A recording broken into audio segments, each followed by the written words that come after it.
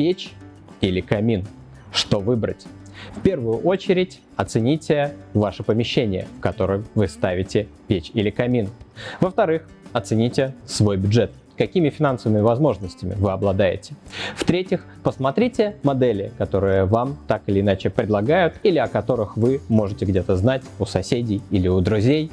Самое главное, обращайтесь к специалистам, и если хотите узнать подробнее об этой теме, переходите по ссылке в описании.